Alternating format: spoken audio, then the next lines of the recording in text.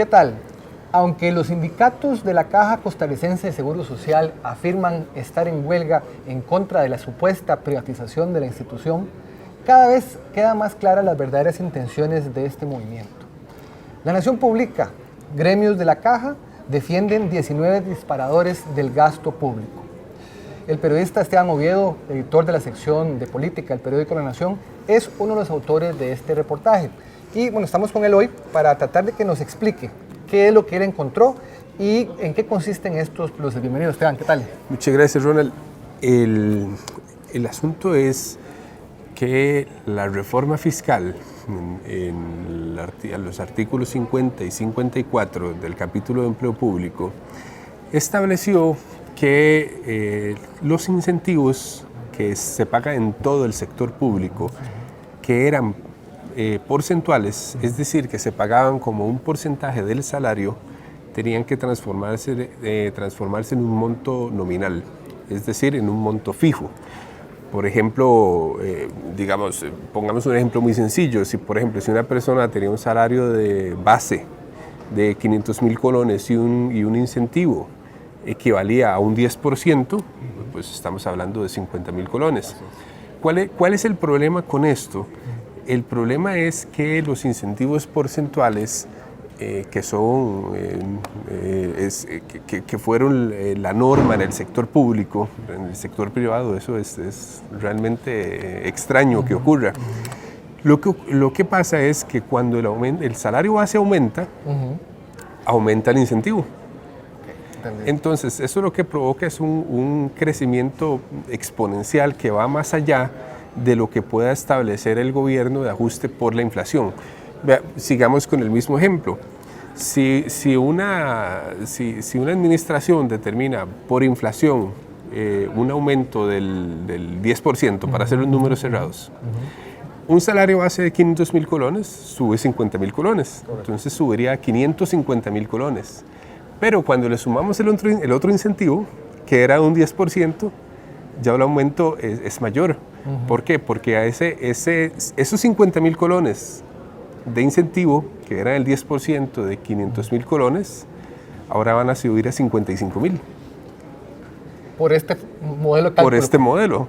Entonces, con esto tenemos que el aumento porcentual sería mayor al 10%. Ya andaríamos por el 10, 11%.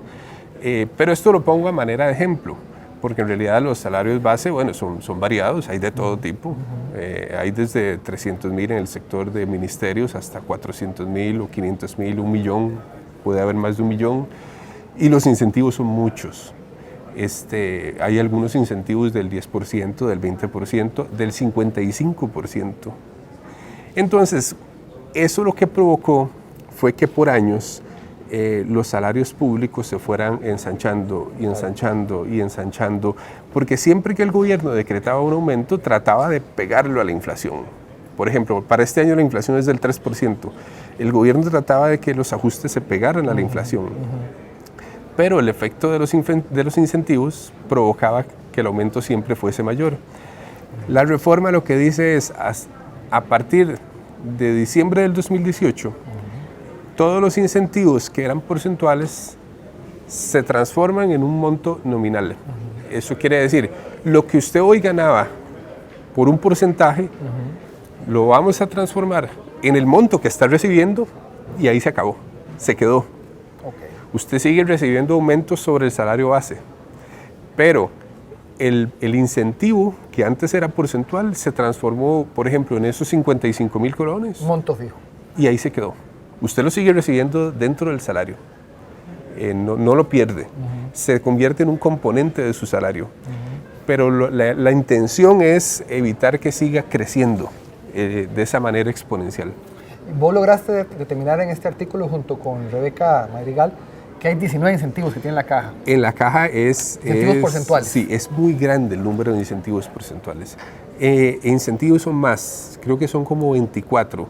Pero la cantidad que son porcentuales son 19 y es una cantidad muy grande para una institución con 57,000 funcionarios públicos. Entonces, esto ni siquiera se ha aplicado a la Caja. Eso te iba a preguntar, o sea, en diciembre del 2018 tenía que entrar en vigencia estos Así cambios es. y en la caja no se han aplicado. Sí. De hecho, la reforma fiscal dice que se tenían que aplicar en diciembre del 2018 con base en los salarios de enero del 2018. La caja no lo ha hecho. Sigue pagando los incentivos porcentuales. En el fondo, ¿qué es lo que pasaría si se aplicara la reforma fiscal? Los salarios van a seguir creciendo, pero a un menor ritmo. Posiblemente incluso por encima de la inflación, pero ya no a tasas que puedan hasta duplicar la inflación, que era lo que solía pasar. Pero la caja no lo ha hecho, lo sigue haciendo. Sigue pagando el mismo porcentaje. Sigue pagando el mismo porcentaje.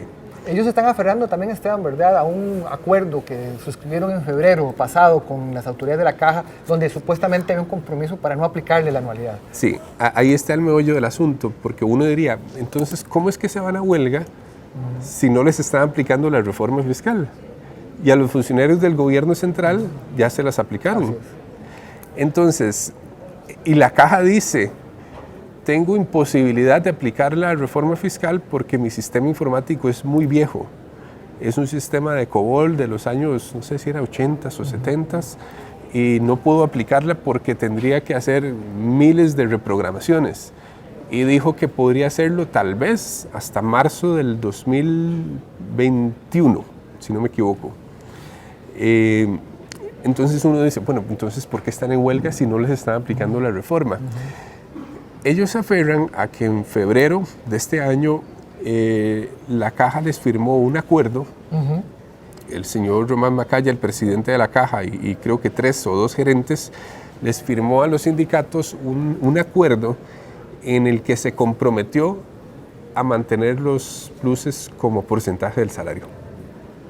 Pero eso se puede, ¿sí? Me da la impresión de que fue un acuerdo antilegal. O sea, porque la ley, contra la ley. La ley dice una cosa, este acuerdo Sí. va contra la ley. Fue un acuerdo en apariencia, ¿verdad? Porque supongo que en algún momento eso llegará a estrados judiciales. Fue un acuerdo contra la ley, contra la reforma fiscal. Se firmó algo que la ley no amparaba. Bueno, que está encima. Evidentemente está la ley encima de un acuerdo. Pero no es descartable que esto, en algún momento esto llegue a un estrado judicial a debatirse. Pero sí, en febrero se firmó ese acuerdo. Cuando el Ministerio de Hacienda y el Ministerio de Planificación se dan cuenta de lo que había ocurrido, salen corriendo a publicar un nuevo decreto en el que aclaran de nuevo, ratifican, confirman que la transformación tiene que darse de porcentual a nominal. Entonces Román Macaya le tiene que informar a los sindicatos, perdón, pero lo que firmamos en ese punto no se puede acatar. De ahí es de donde se toman, de donde se fundamentan los sindicatos para alegar que hay un incumplimiento. Pero el problema es que la ley está por encima. La ley, un acuerdo administrativo interno no puede estar por encima de la ley. Y además hay un principio de igualdad. Tiene que haber igualdad, no puede ser, no es posible que los funcionarios de una institución estén por encima de la ley, mientras que todo el resto del sector público sí tenga que acogerse a la ley. Esteban, y bueno, vos ya nos queda poquito tiempo, pero ¿puedes mencionar algunos de los incentivos que están en esta lista? Sí, son muchos, pero por ejemplo, bueno, el más fuerte de todos, el que más dinero consume, son las anualidades. ¿Por qué? Porque en la Caja, desde los años 80, por medio de una huelga, por cierto, un gobierno, creo que si no me equivoco fue el de Luis Alberto Monge, accedió a aprobar una ley que les otorgó una anualidad a los profesionales en ciencias médicas del 5,5%.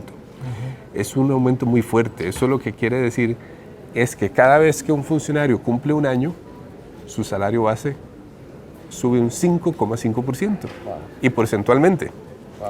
Entonces, imagínese un funcionario que empezó a trabajar en 1990, cada año se le sumaba un 5,5% sobre el salario base, además de que el salario base subía. Así es.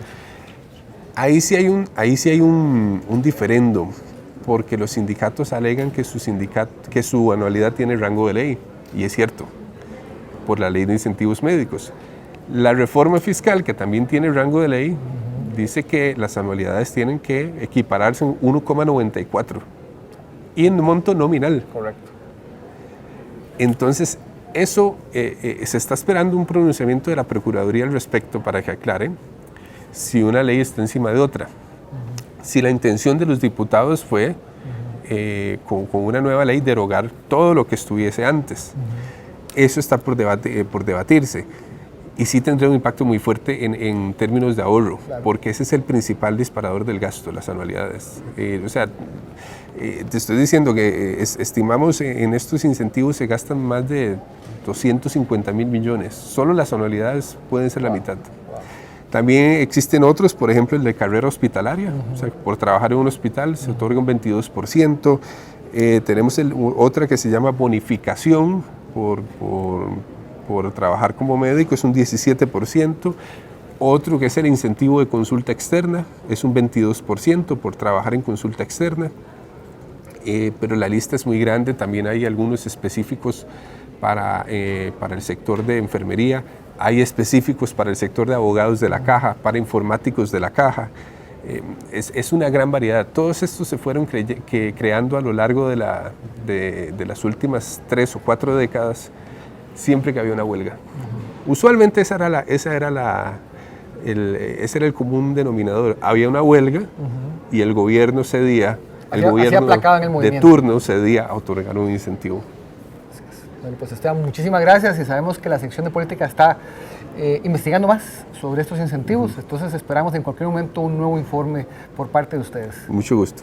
Y los invitamos a ustedes también a seguirnos a través de nuestras plataformas, en la plataforma digital, en la plataforma impresa, y además tenemos un nuevo servicio, La Nación Podcast. Soy Ronald Matute, hasta el próximo contacto.